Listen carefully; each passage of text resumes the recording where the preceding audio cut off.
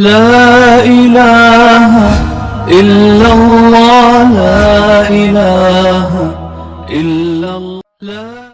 أعوذ بالله من الشيطان الرجيم. قل هذه سبيلي أدعو إلى الله على بصيرة أنا ومن اتبعني وسبحان الله وما أنا من المشركين. وما أرسلنا من قبلك إلا رجالا نوحي إليهم من أهل القرى أفلم يسيروا في الأرض فينظروا كيف كان عاقبة الذين من قبلهم ولدار الآخرة خير للذين اتقوا أفلا تعقلون. حتى إذا استيأس الرسل وظنوا أنهم قد كذبوا جاءهم نصرنا فنجي من نشاء ولا يرد بأسنا عن القوم المجرمين. لقد كان في قصصهم عبرة لأولي الألباب ما كان حديثا يفترى ولكن تصديق الذي بين يديه وتفصيل كل شيء وهدى ورحمة لقوم يؤمنون. صدق الله العظيم. My name is Hassan Abdenour. I'm the president of the Muslim Student Association here at San Diego State University, and I want to thank everybody for coming out to our program tonight. Just a quick note, I actually have class in this very room, so it's really surreal being here when there's no class. So, without further ado, Yusha Evans, he was born and raised in Greenville, South Carolina, in a very conservative Christian home. In his early teen years, he became heavily involved in his church near his home and in the Young Life, a non-denominational youth-oriented organization with the intention of becoming involved in the ministry of teaching and enrolled in ministry of teaching and preaching. He intended to enroll in Bob Jones University, a world-renowned Bible college in his hometown upon graduating high school. But in the summer of 1996, his life changed. Upon studying the Bible from cover to cover and realizing many things were askew, and a lot of what he believed his entire life was not in line with his research, he found out. He left Christianity and went in search of the truth. After many twists and turns, ups and downs, and after looking at many of the world's religions, searching for the tangible proof of the right way of life, he encountered a Muslim and was given the Quran, the holy book of Islam. After reading the Quran cover to cover, he accepted Islam in the winter of 1998. Yusha Joshua Evans currently works as a full-time lecturer in a college to Islam, as well as teaching workshops that has taken him across the globe. He's also the founder and co-founder of 2 Islamic television stations here in North America, as well as he has appeared on many Islamic stations throughout the world. He has studied under numerous teachers and scholars in various sciences of Islam and is a psychology major. He is currently in Minneapolis, Minnesota, studying under Sheikh Walid al-Marisi, one of the world's foremost scholars in the Quran and various Islamic sciences. He also has multiple discipline in black belts. He's a multiple discipline black belt holder and runs martial arts academies in Minneapolis. Without further ado, Yusha Evans. Assalamu alaikum to my brothers and sisters, and welcome to all of our guests. I begin by saying Bismillah, in the name of the one true creator of all that exists.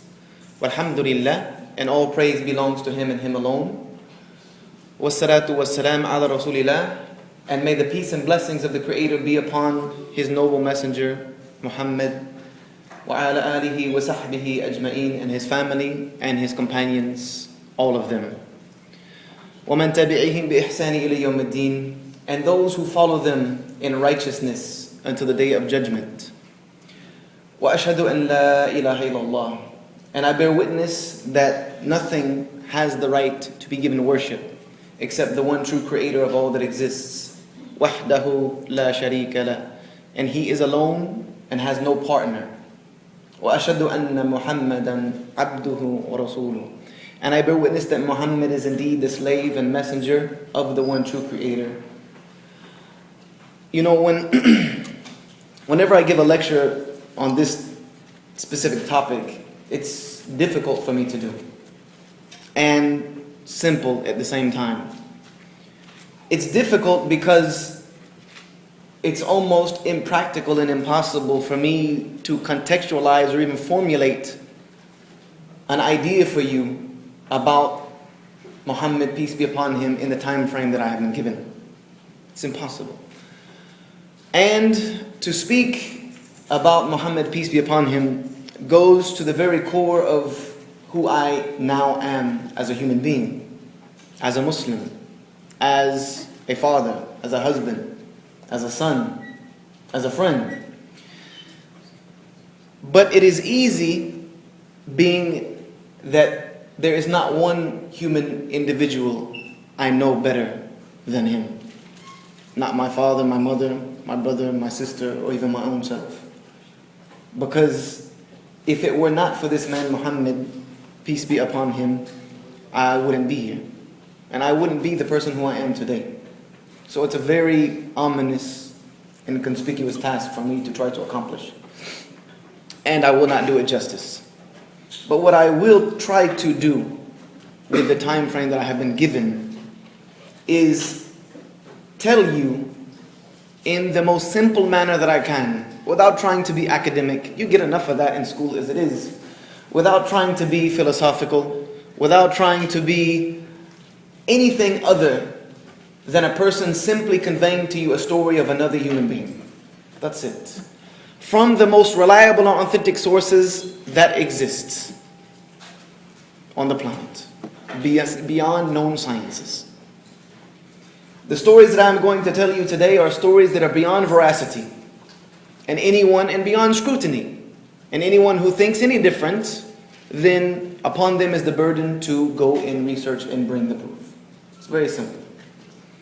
I'm going to tell you the story today of one man who changed the world as we know it. And it is his life that became the example for every single Muslim on the world today. And every single Muslim that has ever been since his time. And will continue to be the example for every single Muslim until the world as we know cease to exist. And be it that Muslims comprise 1/5, growing towards 1/4 of the world's population, I think it is advisable that everyone do their diligence to find out who this human being and this man named Muhammad is. Peace be upon him. Because he is the reason why we are. And if you want to understand a Muslim, then you need to understand this man Muhammad, peace be upon him. Then you can have a litmus test for what we should or should not be doing. You don't have to go to CNN, Fox News, NBC, MSNBC, BBC, none of that is going to give you the information that is in black and white, that is clearly known to any Muslim with any type of real faith. That's what I'm going to give you today. Forget about the cartoons and the movies. We'll touch on that at the end, but that's not the importance of this topic. The importance of this topic is who was the man Muhammad, peace be upon him. And if I wanted to give you his life story, we would need a course. You would need an entire course that would cover many, many hours just to get through his life before he became a prophet. Forget about everything else. So I am going to do my best with the time allotted, and I'm not going to try to be lengthy, God willing. Now, before we get started, I want to do some housekeeping. How many Muslims do we have in the room? Hands up. Overwhelming majority. Hands down. How many, and I never use the word non-Muslim because it is a negation of the fact that you are created by the one true God to worship Him alone. How many not yet Muslims do we have in the room? You're not a Muslim right now. Raise your hands. Now, my question for the not yet at this time presently Muslims is, how do you feel being surrounded by a bunch of terrorists? I mean Muslims. Freudian slip. No, it's just to get you to laugh, to lighten up a little bit. I might be too serious, but I don't want you to be too serious. You know, one thing that never ceases to amaze me is that the media likes to portray Muslims as people that you can't trust farther than you can throw them or kick them out of the country.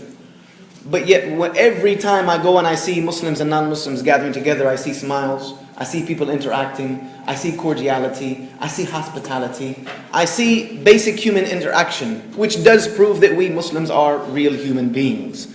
We do exist on this level playing field with the rest of humanity, just with a little bit of a different belief system. And yet we try to understand one another. So this goes to prove that it is possible for Muslims and non-Muslims to coexist. If not, this room would not be able to happen. Let's begin at the beginning, since we have a long way to go.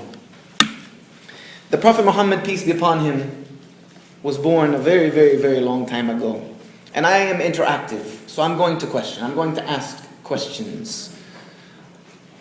What year was he born in according to the Gregorian calendar? Any takers? I saw your hand. Yes.